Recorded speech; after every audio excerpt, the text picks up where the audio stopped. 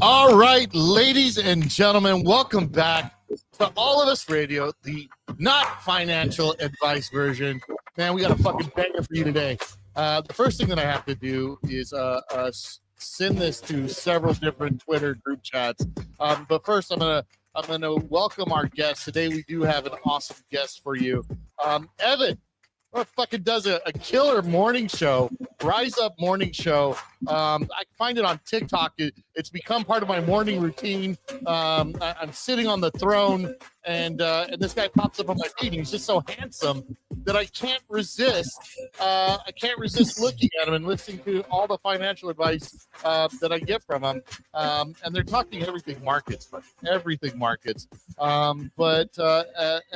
how the fuck are you today, brother? Oh, I'm great, Laura. It's an honor to be here. I can't wait to meet your audience and share some time together. I'm excited to hang with you guys. Hell yes. Eddie, Britt, how the fuck are you, family?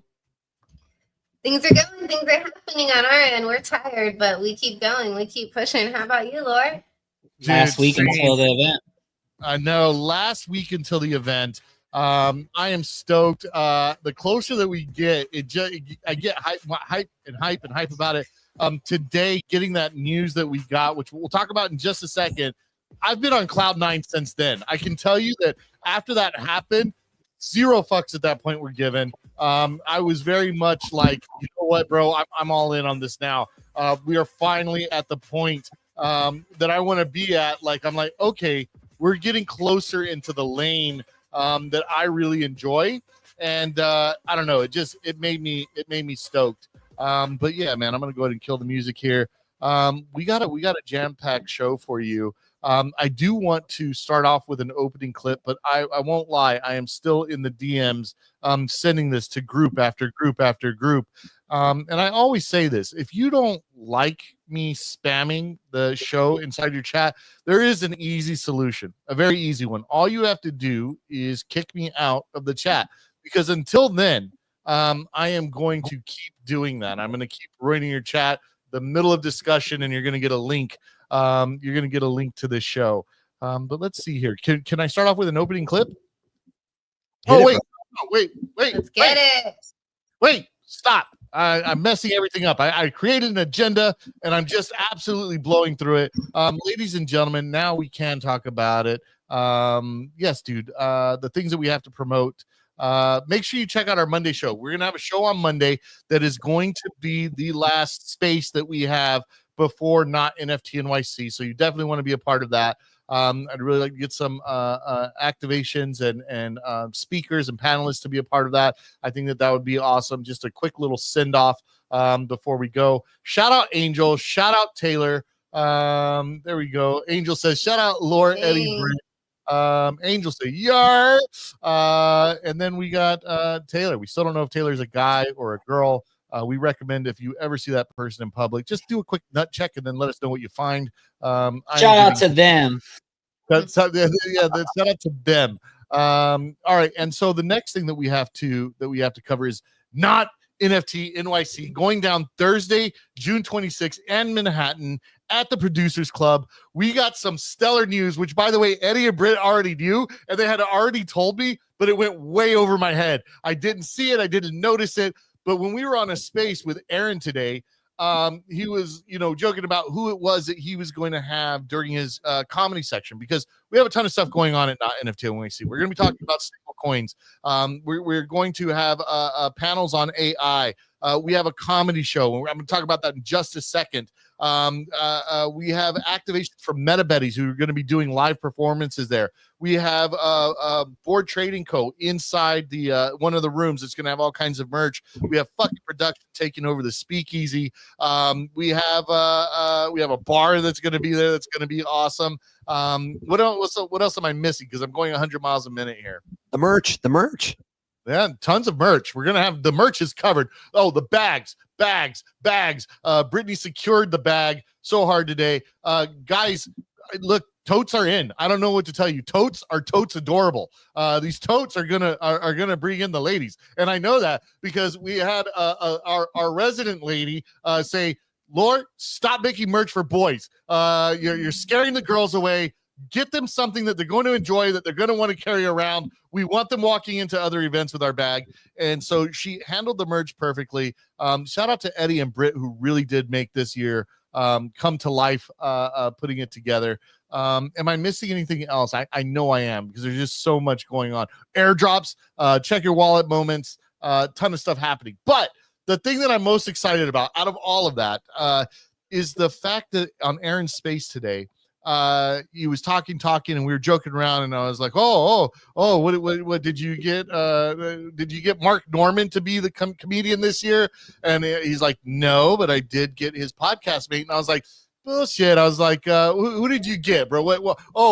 Did you get Joe Rogan? Is this a Protect Our Parks? Are you telling us Rogan is going to be at Not NFT NYC? And he's like, no, actually, it's going to be Joe List. And so for those who don't know Joe List has been on Rogan. He has been on Kill Tony. He has his own podcast, Tuesdays with Stories, the Regs he's a part of. But it's a big fucking moment. He's directed movies with Louis C.K., but it's a big act to have coming to Not NFT NYC. And I've been riding high after that. Legendary. It's going to be a good time. And I was just telling Laura, we are more familiar with Dan St. Germain from the Comedy Store on Sunset. So I love when worlds collide, and that's really what Not NFT NYC is all about. Has any conference ever done that? Like said, you know what, we're going to do some panelists. We're going to give you some entertainment in the middle, a comedy show. There'll be the premiere of Rad TV's metaverse event. And then back to the panelists. So it's going to be, I think Brittany sandwiched this perfectly. It's going to be, the flow is going to be amazing. So I'm excited for all of it. I like that it all forms together. You know, the community comes together, pulls in different resources from, you know, whatever value they can add. And then, Not NFT NYC is born every year. So this is the fourth one. And this year I swear every year we try to get Laura to get a little more serious, and unfortunately, no, I'm just playing. This year we're still on board, and I think that's the panelists are always curated with fun topics and stuff, and I think that's even what inspired me to name this one. Brittany named it, but it would be a stablecoin summer at Bitcoin Beach, and I think that's me and Evan will be on that with Scott Fu. And then I actually have one other guest that I believe that I'm going to add to that panel as well. But a little Bitcoin fundamentalist. Yeah, you know, we got to bring it back to like where it all started, you know, like where we all and where it's going to. So it's gonna be a good thing. I'm gonna probably get you guys in a group chat later, but we'll do that on the side. So, but yeah, I'm excited for a lot of different points of it. I think you guys, it always sets up perfectly during that last week. So yeah, 7 days out now, and it's gonna be fun. Hell yeah, bro. Reminder, like, comment, share the stream wherever you're sharing your streams. Cross streams with your friends. You know what I'm saying? Do that, and then also make sure you check out tickets to Not NFT NYC. They're somewhere. They're on one of our profiles. You can't miss it. It should be all over your timeline by now. Listen, you guys are throwing educational questions at me right now. I promise you, we're gonna get to it. I know you guys are thirsty to learn about Robinhood and stuff like that, but I do have to start out with an opening clip. See, here's the thing. Eddie and Britt are geniuses. They hold my passwords to everything. They hold my seed phrase. Eddie is eventually going to have access to all of my bank accounts. There'll be nothing in them, but I trust him that much to be able to handle on that. But this is the Lord view. This is the way that I view finance. And so I just thought it'd be a good way to open the show. Advice to people is if you got $500 in your bank account, go buy a Burberry t-shirt. It's the best. Like, go spend your money crazy, because it's way easier to make more money than it is to pinch pennies, and its memories are priceless. I'll never regret going broke, but I got to go on a crazy vacation with my friends, or did this and that. Driving your dream car at a young age is a very special, spectacular experience. So like, take out that loan, buy your dream car, because do you really think you're never gonna make money ever again? That's right. Do you really think you're never going to make money again? This is something that Britt had brought up last time, talking about her friend that's going to college, has all kinds of nice cars. Like, well, I just get them from loans for my business. And I was like, you know what? What am I thinking? I need to use this LLC to my advantage. I got to start applying for these business loans and just put it all in Bitcoin and pay it down little by little by little. But that's what I'm thinking. that show right there is the why this show is called Not Financial Advice. Yeah, Because that part. absolutely not. Have that mentality for a few years in your 20s, but no, we say this every day. Don't allow consumption culture to pull you away from financial independence. Don't do it. Let me tell you though. Let me tell you that that thing makes me We're cringe. spoiled children that just sit around all day. Dude, that's a text from my daughter. That is her ringtone. I apologize. I'm hooked up to Bluetooth right now. My apologies for that. I was like, what am I hearing? Is this a new drop? I thought you just hit a new.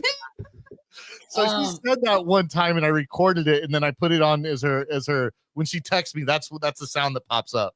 That's so funny. Evan, how do you feel about that clip? Evan's got my back. I know it. You know, I don't own any Burberry shirts myself, and I do tend to believe that money can't buy happiness, but I have heard it can buy you a yacht big enough to pull right up alongside it. Yeah. Yo, the abundance mentality does work. I do agree with that. It's like, do you really think you're not going to get money again? But also, I also think of this other thing, and I think a lot of good investors, this is one of their only regrets is that they didn't start earlier, right? So when I think about it, I'm like, man, you know what I could have spent that on instead and like compounded to right now? And I like, that's what I really think. It's like, I don't think that money's not coming to me again. I just think of how I'm applying the time to that money. It's painful when you think of that $4,000 bag you bought, and then it's like, oh man, the compounding interest that could have done, even just putting it in the market. What a fumble. Yeah, I'd love to have the money back that I had spent on cigarettes, not because that would be life-changing money, but that put into Bitcoin from the time I had started smoking would be. You know what I mean? Yeah. There's all kinds of opportunity costs like that too, I would say. Laura, you had something?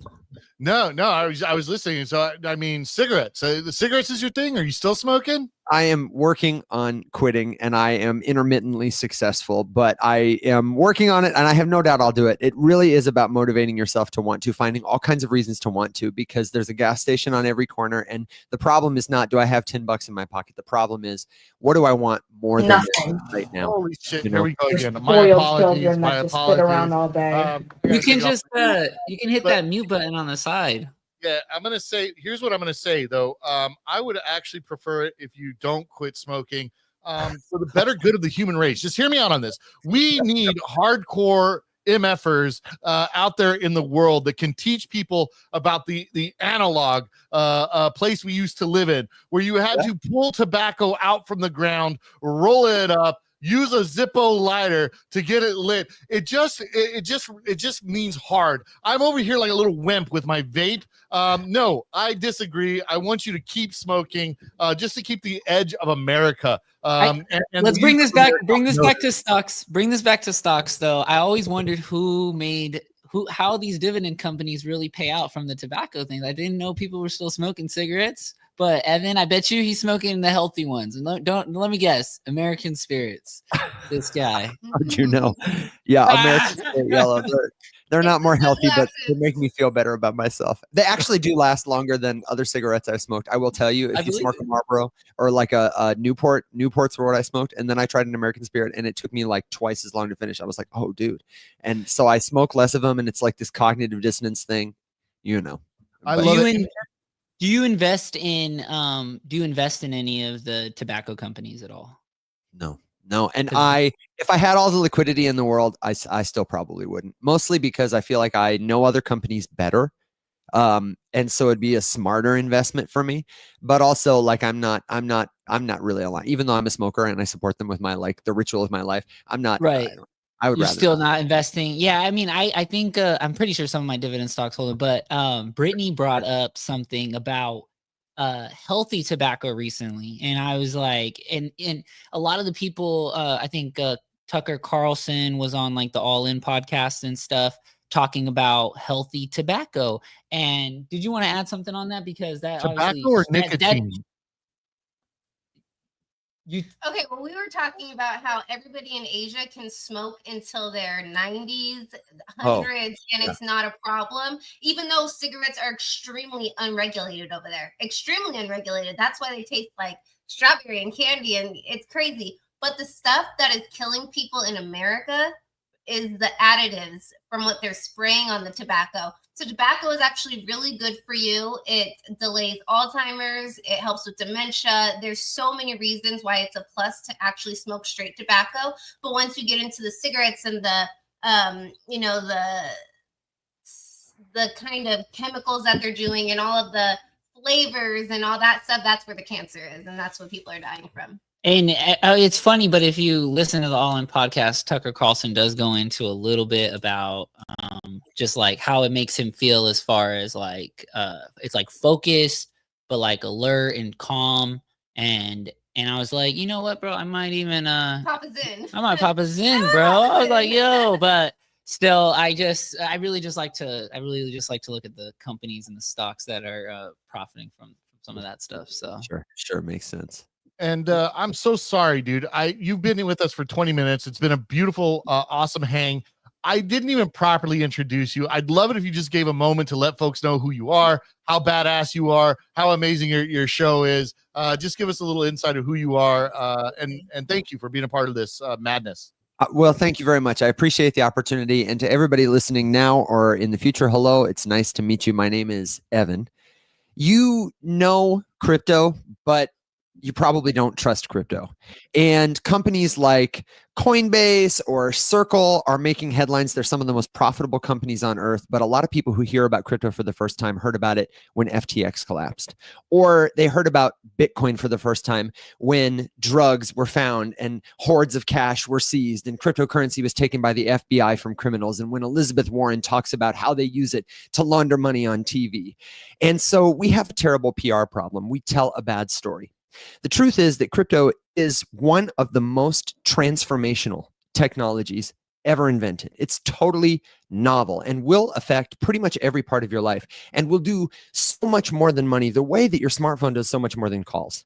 And I work with my colleagues at Rise Up Media to help everyday people through live broadcasts and other resources like this come into touch with a better story about crypto, to help them understand what blockchain actually is, why it might matter to them personally, and then we show them how to use it safely, confidently in the context of a community. You know, we use that word a lot in crypto, community, and mostly it just means the people who are going to buy your token. But we say it to mean a group of people from all walks of life, all around the world, at all levels of experience, who will ask each other questions, share what they know, and help each other, we say, rise up. Look at that. Look at the brilliance of this, man. I love it. And congratulations, by the way. I heard you guys talking about it this morning. You just got sponsored by Polygon. Right. What is that going to entail? Again, congratulations on that. What does that mean for you guys? How will you kind of be talking about that or integrating it? Let us know a little bit more about that. Well, it means, first of all, they send me a cool pink shirt like this to wear on streams and when I'm walking around town. But it also means that they are trusting us to help them tell a better story. The truth is, most crypto companies, they're talking to each other over on crypto Twitter. And our audience is on TikTok, LinkedIn, Facebook, YouTube, and Twitter. And they're mostly 40 and over. And we have a pretty even mix of men and women. So it's a lot of the people that our crypto colleagues would refer to as the next billion users. And we reach many. We reach 40,000 people a week, and we reach millions more with recorded content. So what they're really doing is they're partnering with us to come on our platform and integrate with our ecosystem, not to do commercials for them, but to learn their products, learn their story, and then help the people that trust us understand how to use the kind of things they've built. When would a Polygon solution be right for me? You know, for example, we had Aishwari Gupta, who is the head of exchanges, payments, and real-world assets there.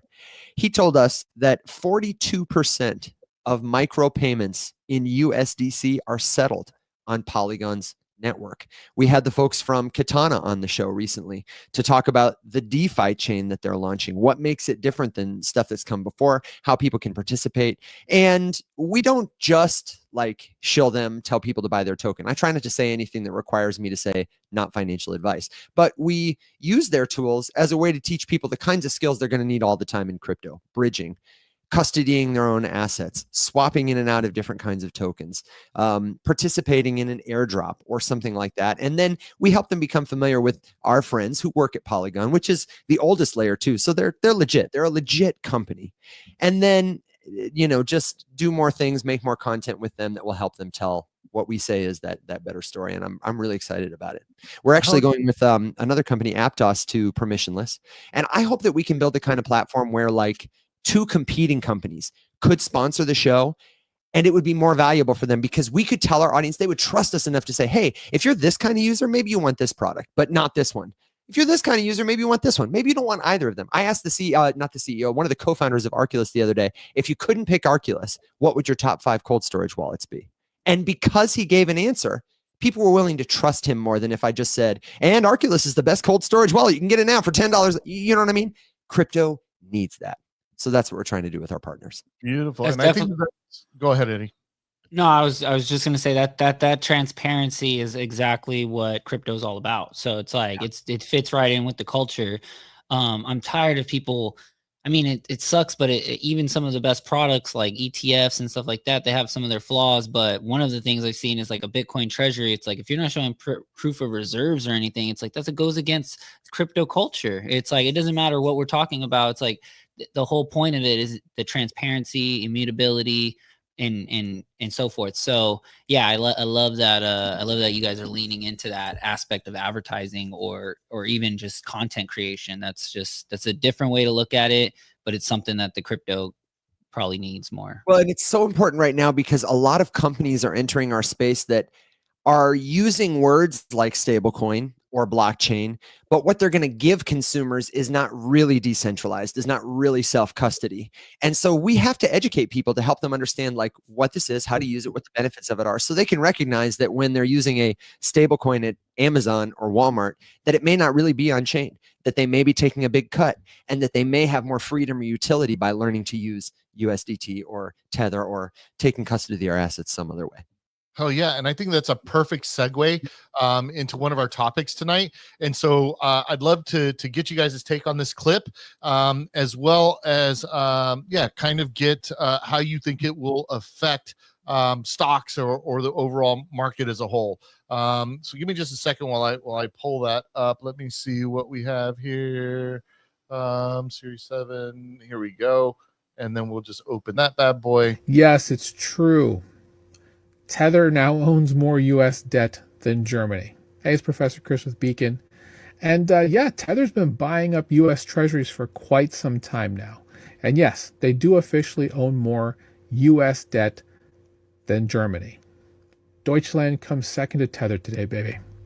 Now, according to CEO Paulo Arduino, who was speaking at the Bitcoin 2025 conference in Las Vegas, where I was there, he did say in his speech, Tether now owns more than 120 billion in U.S. treasuries. Now, they're way far off from the top, which is Japan, which holds more than $1 trillion in U.S. treasuries. But, I mean, that puts them top 20 in the world. Tether, not a world country. But they're actually on the heels of South Korea and Saudi Arabia with regards to the amount of holdings that they do have. Now, for what it's worth, not only do they own U.S. debt, they also own multiple tons of gold and a lot. All right, so I just wanted to get, I'm cutting it off right there just to save time. But Eddie, Britt, you guys are big on stable coins. You've been talking about it for a long time. We talk a lot about debt and how global economies have affected. What effect does that have? Tether owning more debt, U.S. debt than Germany have on the overall market? I think it's what consequences? really What consequences could there be? I mean, they are owning the debt of Saudi Arabia. That's absolutely absurd. They have. I was just reading. They had more GDP, more money than GDP of most countries in Africa right now. And I was just like, wait, what? How does this even make sense that they're running so quickly? But I don't know. It's scary. It's scary, but also it's like, this is the time to invest. These are going to be the people trailblazing. These are going to be the companies that you want to get with early. This is when money is made. It's an exciting time. Interesting. Yeah. Go for it, Eddie. Yeah. This transition is getting crazy, but I think the adoption of stable coins and specifically even just USDT, I would assume is from a lot of currencies experiencing inflation. You got Turkey, Nigeria experiencing inflation. In US, we don't understand what that is. We don't understand what that looks like when you're getting debased at 60% a year on your dollar. So it's really tough. And I think once we start catching on how much, I guess what I'm trying to say is that globally, they're going to basically understand stable coins way more than Americans at this point, because we don't have a problem getting access to dollars. That's our normal settlement layer. For other people, it is definitely an advantage for them to try to save or even hold their value of their money in US dollars. So yeah, that's my opinion. I mean, imagine being at an inflation rate of over 50%. Like, that is just insane. And what we're doing right now, and we're printing money, we don't have a backing. It's a problem. So shout out digital right here. What's good, bro? Evan, your take. What's your take on this? You know, we had William Quigley, who's one of the co-founders of Tether, on the show last week, and we've had him a couple times. He's a good friend, and he is a wealth of knowledge. You know, when the co-founder of Tether talks about stablecoins, you got to listen.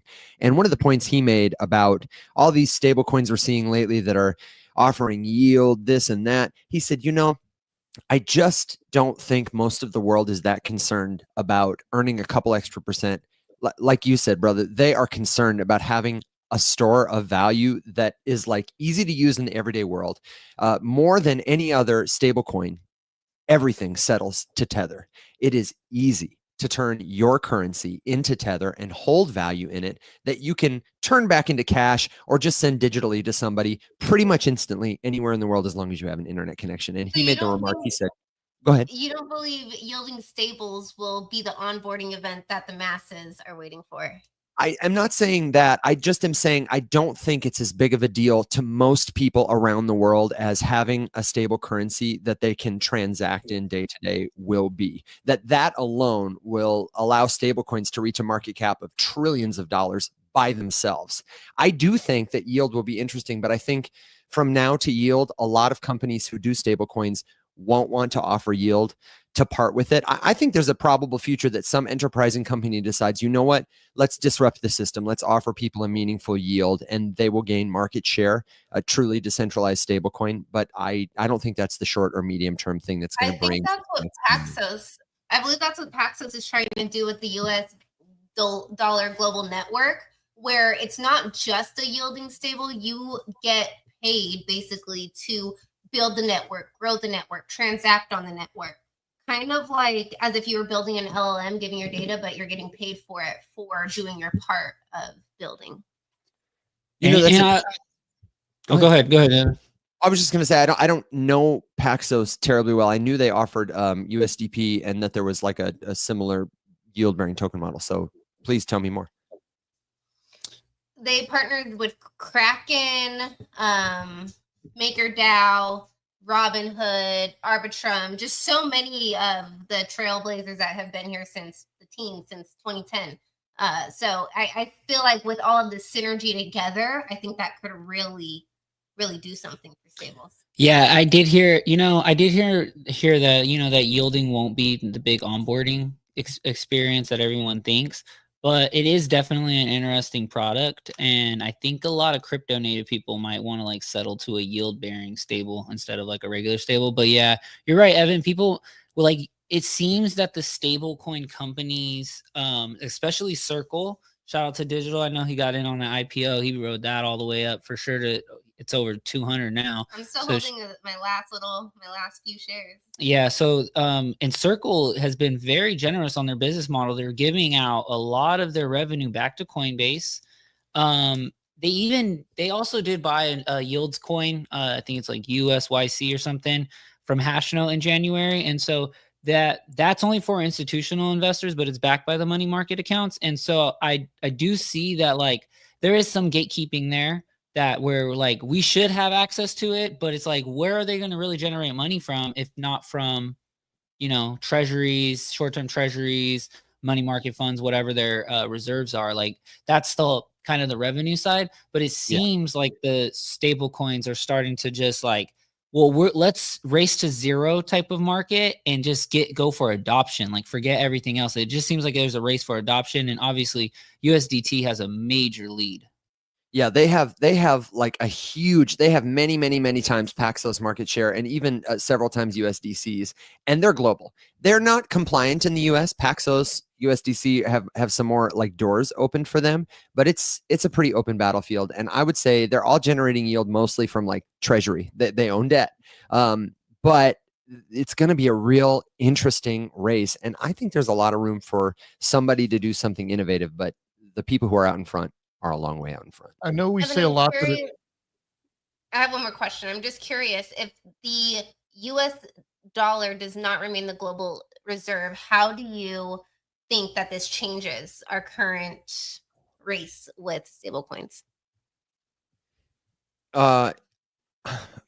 I think if the US dollar doesn't remain the global reserve, frankly, that we probably will have bigger problems that cause that. Like, what's going to happen? Is Russia going to take over militaristically? Is China going to do something that, are we going to implode somehow? In which case, people will be more worried about how am I going to get groceries this week than what's happening with my stable coin. And the dollar, I mean, I think that's a future scenario we'll have to deal with. The dollar right now is the global liquidity king, though. Most stablecoins are USD pegged, and dollar dominance is stablecoin dominance, because at least right now, the most prominent stablecoins are just digital wrappers for dollars. And in most countries, like you pointed out, with a high inflation rate or whatever, it's the dollar. I could see it being a shift towards multi-currency more than like one specific winner. Maybe region-specific stablecoins dominate in their local markets, and maybe someone like Paxos could jump on that, or someone like Swarm, who offers a compliant product in Europe, could jump on that market. And maybe what I would hope for is like neutral assets as a new digital reserve. Like, if global trust in fiat money weakens across the board, then something more like Bitcoin or Ethereum that is truly decentralized, not owned by a government or entity, could become a reserve settlement layer. Maybe not something so volatile. But I think that would be like the ultimate ideal outcome, is if we could shift away from a reliance on not just like fiat, but government fiat to something truly decentralized would be what I would hope for. I think that a lot of people we talk about in Web3 that like, oh, it's going to be great when retail gets here. And I think as a general rule, people think retail are the buyers. They're like me and you who are buying the coin. I'm looking at the opposite end of that. And I think that retail is going to be the people, the businesses who accept it, who will accept USDT as payment. And I think that it will create trust amongst everyday users who are like, this doesn't fluctuate the way crypto does. It stays at this price, it stays at $1, and I can go to the store and I can spend this just like I could spend $1. And I think when we get to a point where more businesses or companies are accepting it as legal tender, that's when we're going to start seeing like more shift in the idea and thought of Web3 as a whole. Yeah. I think Robinhood has even said in some of their earnings calls that they do settlements on the weekends with stable coins. And so if you're doing that, and for those that don't know, you can trade like on Sundays starting at like 5 p.m. Pacific Standard Time. And so you can get news on a Saturday or early on a Sunday and make moves before the institutions do Monday through Friday. Also, you know, when the clock, our market closes at about 1 p.m. Pacific Standard Time, which is really early and nice. But you can get in anytime throughout the night, Monday through Friday, right? So, and that's 24-hour markets. They're able to do these settlements with stable coins on Sundays and such. And I think that being, you know, pulled out and zoomed out for everybody is going to be just a way, like anyone who's had any logistic constraints on 3 days, 4 days waiting for money, like that's going to be 0 days now. 0 day settlement time will be changing that. That's also how they are allowed, or they're able to provide fractional shares, is through blockchain technology stable. So that's pretty like tokenizing everything. That's just what's going to happen, and I'm excited for that. But yeah, I think it's going to change the financial institutions, absolutely. But do you think that commodities fractionalized or stablecoins backed by commodity like gold or silver or gas or oil, do you think that can have a big play soon? I think there are a lot of people working on it. Like, I was at Consensus a couple of weeks ago in Toronto, and if I spit in any direction, I was going to hit somebody who was trying to bring a new type of asset on chain, creating a new way to verify, especially physical things. That's kind of the holdup right now. It's very hard for a physical thing like a car title or the deed to a mansion to create a token for it and link it to that physical thing without relying on some intermediary that you have to trust.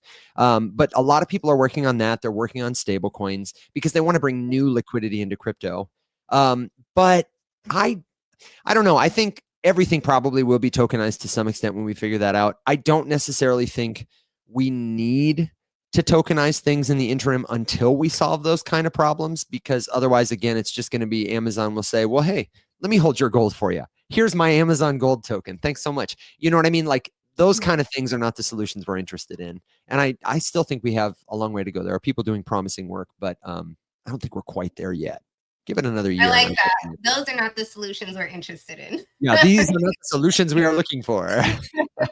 So I'd love to get, so I want to jump into this next topic because I heard about it and I don't fully understand it. And when I don't fully understand things, I like to bring them here for Eddie and Britt to help sort out for me.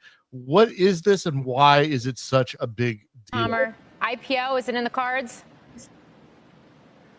Yes, I mean, we've talked about it a number of times, but to get a little more detail today, we are definitely going to be a publicly traded company. We are running this company to be the shape of a publicly traded company.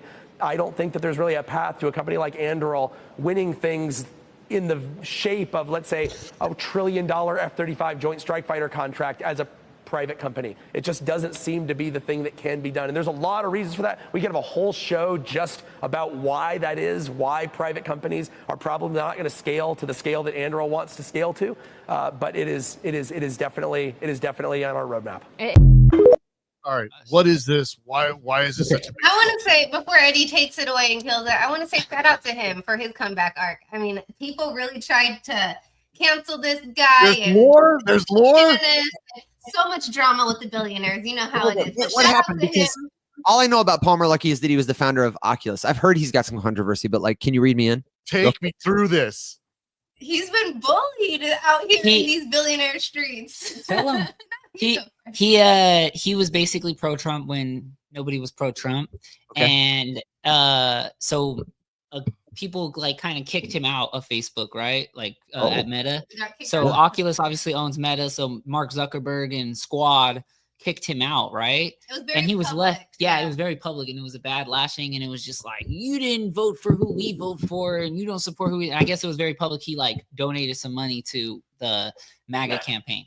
And Lucy, so basically this led to him getting invited. He was always getting kind of like talked about on these podcasts. All In podcast comes up again for the second time on the show. And he was being talked about by Jason. And so he got invited to their summit. Their summit is like the biggest summit going on for investors, right? And he went on there and basically gave it to them at their public summit to the guy who hosts the summit and was like, I was treated like this. And it's great that Anduril is back on top. And so the guy who made Oculus now makes the software and weapons defense for America, and it's mind you, this is now Trump's second term where Jason Sachs, the guy on the show, is the crypto czar on Trump's team, and then Chamath and Freeberg are always Chamath and Schubert Freeberg are always going to the White House doing all of the press briefings. So it's like now everybody is on Trump's team. All the billionaires are. And so he's vindicated. Yeah, he's vindicated. And it's like he said that put him like not on suicide risk, but basically it really took a turn for his mental health. And he's like, people kicked him while he was down. You need to go watch that. He has a whole speech that's very popular on YouTube. Like he dropped the mic. Bro, it was a mic dropper. Like to do it to them at their show. He was like, all right, I'll take your invite and I'm gonna tell you guys what it is. So that's a little bit of the lore behind that. And to see and so where this takes us now is like he built another great company, right? And he is able to now go into the public markets. And I mean, this is a great time for him, and it's there's multiple reasons, but like, and sadly, one of the reasons is look around, so much war going on. the best thing for that is the increase of contracts and military contracts and defense contracts. And that's where his company will succeed. But we look at recent companies that have like really, really blown people out of the water, like Palantir. This is where blown them out of the water. Yeah. And so Palantir is on a run. And so they've been able to tap into this patriot liquidity. And it's like people who support it. It's weird because it's the co-founders. Some are Democrats, some are Republicans. So they're very just American, like just to say I want to say they're in the middle, you know, where like most of America is not far left or far right. We're like, most of us are in the middle. And that's what makes this company kind of great, because if he can reach the liquidity and valuation that Palantir has had and even more, I think people are just so excited for these types of stocks right now. It's sad that wartime stocks are great, but you know, gotta stay ready so you don't gotta get ready. And somebody's gonna profit. And it is. I remember back in the day they used to like raise bonds and stuff, like when people were going to war, and like you would buy the debt of your country so that they can finance their war and win a battle. Like it was very patriotic. And that's kind of what these companies have now taken place. We're not buying bonds to support our country anymore. The people who have money are supporting these. And then not only that, they're lobbying in the government to get them more contracts here. It's just, it gets big, man. It's like a bigger web. But if you feel like you missed the run on Palantir, you didn't get in early, this is your Palantir. I'm saying this is it. And I hope they don't go public for a few months, because Robinhood put me in timeout for 60 days for flipping my Circle IPO. So I don't get IPO access for 60 days. So I hope that takes a little bit of time. But yeah, I'll be ready. Yeah, Anduril's a big deal. I know more about Anduril than I do about Palmer Luckey. And what you said about us being in the middle, I don't know that they necessarily represent us, but I would say this is definitely signaling a cultural shift that like Silicon Valley is back in the war room, because for years, you know, tech was very hesitant to work with the military. Google got a lot of backlash over Project Maven, and now we've got Coinbase sponsoring a military parade. Anduril's totally going in the direction that you know that they think technology is a key part of democracy, specifically defense technology. And I think it's interesting. My understanding is that they're like a software first startup, and they are a startup. They build like a startup. So in my mind, they've got a lot of upside potential here. You know, if you're building an AI powered military system, warfare in the future is not going to be about like, where do I aim and shoot? And how do I defend against an AI adversary who can not only aim at where I'm standing with more precision than a human, but aim at the 50 places I'm likely to go and fire a bullet there? Like, we need solutions for that so people don't die in warfare. And is it scary that the gamers and the guys who created Oculus and stuff are now in the actual shooting world, and they're like, oh, all these skills that I've acquired my entire life that my mom said was never going to help me, now it's coming to fruition, where these guys are flying drones. These guys are the ones operating from miles away on a screen that they're used to with, you know, they're upgrading their stuff to, like you said, they operate like a startup. It's like a contract comes to develop a vehicle with some sort of technology or whatever product, and they literally just form like Voltron, create 5 of them. Do you want, like, is this what you want? Okay, let's deliver more and batch them out. And then it's like done. It's like, let's move on to the next problem that needs to be solved. So it's just scary, right? Like these kids are like grown now. Oh man. It's absolutely wild. So beautiful. So everybody buying that, or what's happening? Are we supporting war? What are we going? I'll definitely be buying. But I did want to touch on that, Evan. Howard Lutnick, he said like I think the reason why this is happening is because software is our #1 export. Like that's what America is good at. We're not really the best at maybe making cars, making clothes, but software is what we're good at because of so much brain drain that comes to America. So Howard has been doing Lutnick has been doing a lot of these contracts and a lot of these talks with the CEOs to get them to work together for the country. So there's a lot of synergy that's going on. Like our government is finally sourcing talent from these companies that are providing GDP for America. Yeah. Oh, I mean, 100%. What's your question about it? I agree. No, I was just saying, I love that you said that because things are, it should have been this way, I think, for many terms, but I love that it's happening now. And we get to see, this is what happens when you have great companies and you have a government that is listening. And it's just the synergy together. I love that we're making use of it. And we've seen so many companies be able to go to go public because of the regulation that, the regulatory clarity that we're getting with stables and banking and so much happening, that we have a framework to work within. And now things can happen because of that. Yeah, 100. That's beautifully said. Beautifully said. I love it, and it makes me want to jump into the next topic. Since you may have missed Palantir, but they're still in the news, and I want to get you guys' reaction. Go ahead. So Palantir, this is funny because I know there's a couple people that I know were in Palantir early. I mean, we bought Palantir at like 16, sold it at like 49, thought we were like really tight. And we sold after like some of the CEOs that had unloaded a lot of billions of shares too. So we were like, oh, this is going to be great. Easy. We'll get back in on a dip. Never dipped ever again. But just wanted to say the Palantir media, like that news headline is growing more and more. And we've seen it from like first it was like, if you use Palantir, you're going to attract this cult following to your audience, right? Like all these people are going to show up to hear what you have to say about it. You can even tweet something bad on X and you would get so much reactions to it.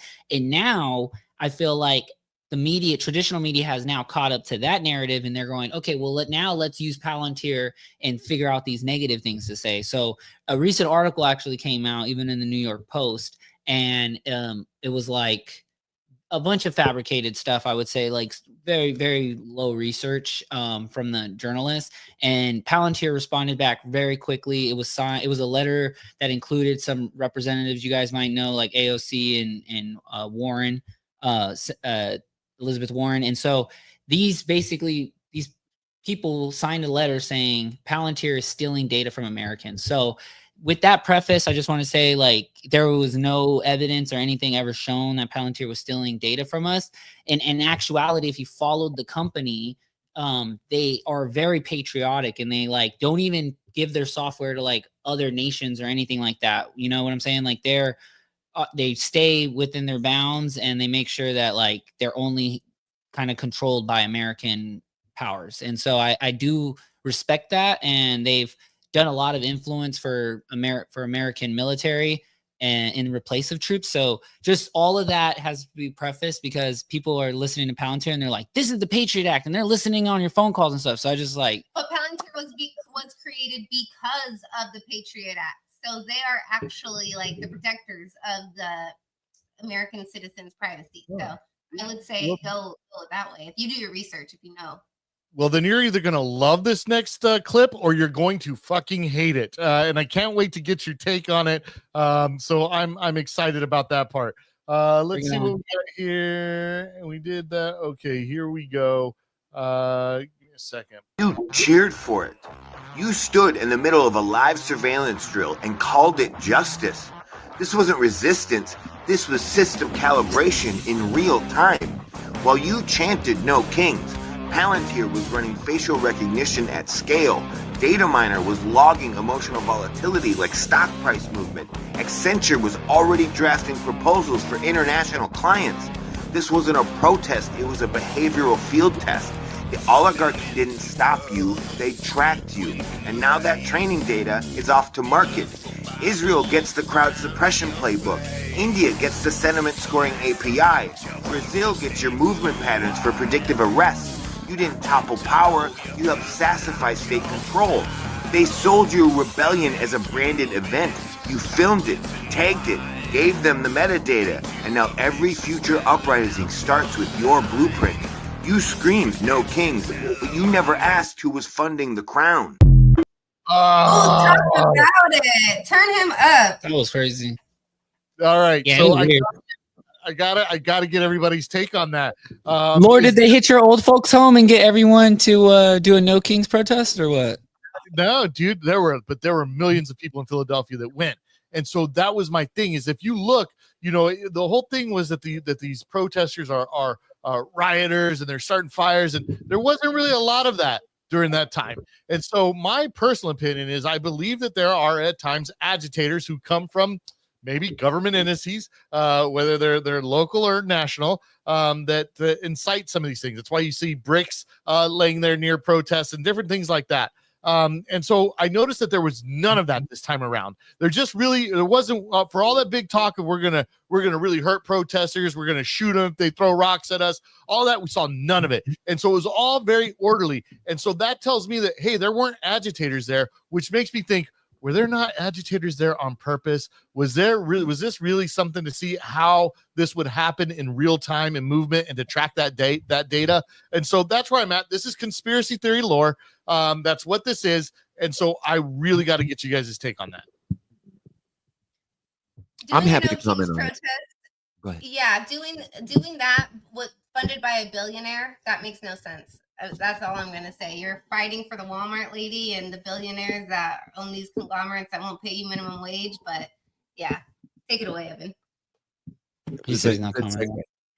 I would go back to what it seems to me this creator's point is, and the broader topic about like Palantir tying both stories together. Palantir rebutted the claim that it shares or misuses people's data. And it seems like that is true, that they don't share your data. They don't surveil your data directly or sell it, but it does sound like they enable powerful surveillance capabilities that people should understand. They build auditable systems where data queries can be logged, where they can be reviewed. They configure access by agency, and they work within legal frameworks that their clients, the IRS, the US Army, enforce. So the issue for me isn't about who owns the data. It's what kind of society do we want to live in when data becomes interoperable at this scale? Palantir enables good things like coordinated emergency responses and fraud detection and battlefield awareness, but they also enable what I think is a chilling degree of surveillance, targeting, profiling. And generally speaking, I don't think people are aware enough about that or informed enough in how they respond. I love that answer, bro. Great. Well said. For me, I'm more about, for me personally, as someone, as a citizen, I care more about my freedom than I do care about like money. Like I'll make the money back. That's just what it is. But I never feel like I'm going to get any of my freedoms back. And so I don't like living in a surveillance state. I don't like living in a police state. And I understand you're saying, hey, they're not going to sell your data. Well, guess what? At that point, you're not the customer. That's not your data. That's the data of whoever paid to have that done. That is now their data. And so you participating in that, you're being tracked and you're being watched. Now, we already know that through our cell phones, and we take social liberty knowing that and just kind of running with it. The other thing that I thought about was intriguing was the fact that they would use this data to predict the way that future protests and move. And that could go down to as small as figuring out what the typical profile of somebody who's going to protest is like. I mean, age, weight, size, clothing, you know what I mean? Those types of things. But also how they actually move and navigate during the moment. And it could be for something as simple and regular and peaceful as we saw on the supposed No Kings Day, which, by the way, where did that name come from? Who came up with the name No Kings, and how did it spread like wildfire? Fire. But that's neither here nor there. It's something that I think about, but it's just, what do you do when it was peaceful like it was this past weekend, and how will they react when violence hits and something happens, and how will that data affect the rest of the world when they're talking about those uprisings and protests and things that are happening like that? People really do not realize that there's so much surveillance out there. I mean, we've seen it when the Tesla vandalizing thing was happening all over. It was like none of these people had even seen another video of someone vandalizing it. So it was like, who was doing? Because if you've seen the video, you would realize there's a camera on all of these Teslas. And then shortly after that, it seemed like a string of crimes that were maybe committed by a Tesla or whatever around a Tesla, where people were able to identify suspects based off of Tesla cameras that were just in the area. And it was just like, some of this stuff could be pulled, and some of the private citizens even have access to this stuff, obviously, because it's their cars and stuff. So they can just swoop and be a very helpful citizen and help out. But who's to say that was, it's not an anonymous pool too, like some of this stuff goes undetected. Yeah, where there's a lot of social engineering going on. Absolutely. Yeah. But bullish on I mean, I personally have no investments in any of the in any of the defense companies, except through ETFs and indexes. But yeah, I mean, it is a bullish time for these. And if like overall, if Andorra IPOs, it's something everybody probably wants to try to jump in if you're going to swing trade or anything like that. Yeah, I agree. close out defense. I agree. What you got for us, Laura? I think I said I think we might have lost Lore. Either he's got a real profound insight from what you just said, or he may be just catching up to us. Love that about StreamYard. He's able to bounce back though. Yeah, even moving on though, there was a question earlier in regards to Robinhood, which makes me think about the recent Invest America proposition. Do you think crypto could ever make its way into the Invest America topic, or like where does that stand in your overall thesis of where like finances are going and like people are like putting their attention and money? Will you read me into what you mean when you say Invest America? Because there are a couple of things that I recognize with that name. What do you mean? So with Invest America, yeah, like the babies born from like this year for like the next 4 years will get like a funding from the government, put into an S&P, invested over locked for 18 years. Yeah, locked for 18 years. I haven't heard about this at all. Yeah, he's trying to get a new baby boom. He's trying to get the baby boom of his presidency. Is it like a significant amount of money? Like are we what kind of funding? I mean, it's gonna be pennies compared to what they pay in like Social Security and stuff. And I think it's just a test off because it's like our Social Securities are invested in treasuries right now or short term, just like basically stuff that does not generate too much income. And this does multiple things. This obviously gives a direct investment into like the US economy and gives people an incentive to be like, I own a piece of the good that is coming out of America's prosperity. And so this Invest America basically would just be these accounts set up for them. And I would imagine they're going to be controlled by guys at Chase. I think Robinhood was there as well. A few other banks. And it's an idea that they're shooting around where I would assume that these kids and maybe even more future generations, if it goes well, would have a direct benefit to America instead of watching the sideline and just hearing about how America is doing well, if that makes sense. Yeah, of course it makes sense. And how is Robinhood involved? So Vlad ended up showing up to the White House meeting for that. And there was like a big old, how they do their photo ops and stuff. And Sean was there as well. Yeah. And I guess what Vlad actually ended up chipping in a simulation that gets you, it's literally used like a million times a day on the app. But it basically would just shows compounding to the average person on like if you put something in over a period of time, how much money you can have with even with a bearish view on S&P 500 over the next 30 years, you could still make money that people didn't know about. And I think this simulation that he built, it's part of the product that already exists on the platform called Strategy, and which is like the basically advisement account for Robinhood. And they're able to he was able to put out a nice little American flag, eagle, all the good 9 in the simulation so that, and it was signed by Donald Trump, the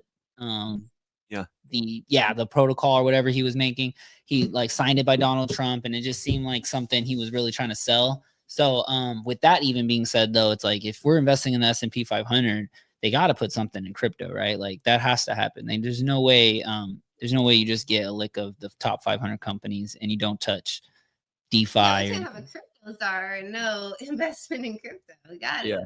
Yeah. And is Robinhood custodying the funds in any way? That's the thing. It's a good question. You know what? I think they're not even along that far enough to even decide that. But because Robinhood is setting themselves up for that wealth transfer over the next whatever so years, it's becoming like when you talk about it, it kind of reinforces itself. So they've always positioned themselves for this wealth transfer and to be like the brokerage for the younger generation. So I personally, I think it's perfect fit. But you really never know. The account sizes that would come into Robinhood would just be insane, though. So yeah, that makes sense, though. They've been speaking about rolling out 529s and more life planning for millennials and the next generation. So that would be. What happened to you, Laura? You ended up we lost you for a second. You did. There was a technical issue around here. I don't know what it was, but we're back, so that's great. Glad you're back. Well, this hour flew by.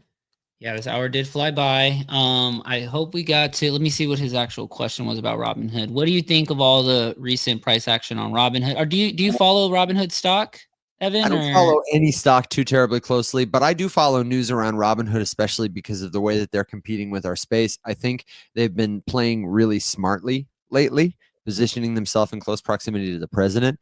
Vlad has been doing big time press tours. He's been on a lot of podcasts, and they've been rolling out a lot of crypto products because as legislation comes, they want to get a piece of that pie. I think their competition is Coinbase, and by some accounts, they're neck and neck. Robinhood has more users. Coinbase has more crypto users, but that could change. And it's still anybody's competition. Do you think them getting the S&P inclusion first does anything for them in this space? I mean, do you think that changes anything, or? I don't know that it changes anything. I think Brian Armstrong is definitely watching it very closely, probably, but I don't know that it makes them like a sure winner, especially because think about the other side of the coin.